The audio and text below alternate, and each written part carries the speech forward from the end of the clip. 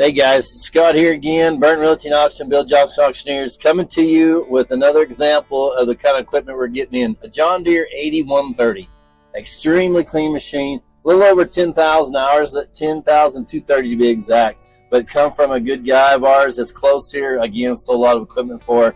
Everything seems to work accordingly. He said there's nothing wrong with this tractor. It's actually got in the back 1,000 and a 540 PTO you can switch out, take out.